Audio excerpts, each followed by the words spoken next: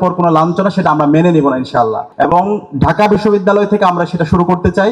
আমরা ডাকসুর পক্ষ থেকে একটা সেল গঠন করব।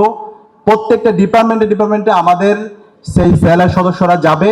কোনো শিক্ষক অথবা বিশ্ববিদ্যালয় প্রশাসনের যদি কোনো কর্মকর্তা আমার বোনদেরকে হিজাব পরার কারণে কেউ যদি হ্যারাসমেন্ট করে কোনো ধরনের অভিযোগ পায়, আমরা তাদের বিরুদ্ধে আইনগত ব্যবস্থা নেব ইনশাআল্লাহ। আপনারা কি আমাদের সাথে থাকবেন? ইনশাআল্লাহ। আমাদের এই ঢাকা বিশ্ববিদ্যালয় থেকে আমরা এটা শুরু করব এবং সারা বাংলাদেশে আমরা সেটা ছড়িয়ে দিব।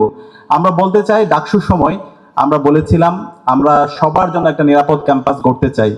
বাংলাদেশের সকল নাগরিকদের জন্য আমরা একটা নিরাপদ ক্যাম্পাস করতে চাই, নিরাপদ বাংলাদেশ বিনির্মাণ করতে চাই। তো সেই নিরাপদ ক্যাম্পাস গড়তে এই ক্যাম্পাসে যারা হিজাব পড়ে তাদের যেমন অধিকার নিশ্চিত করব, যারা নন হিজাব তাদেরও অধিকার আমরা নিশ্চিত করব। প্রত্যেকের ন্যায্য অধিকার নিশ্চিত করা হচ্ছে আমাদের দায়িত্ব ইনশাআল্লাহ। এবং সেই দায়িত্ব পালন করার জন্য যা যা করা দরকার সেই দায়িত্ব আমরা পালন করবো। আমরা আশা করছি ঢাকা বিশ্ববিদ্যালয় কেন্দ্রীয় ছাত্র সংসদের সাথে আপনারা যেভাবে আমাদের সাথে ছিলেন, ভবিষ্যতে আমাদের সাথে থাকবেন।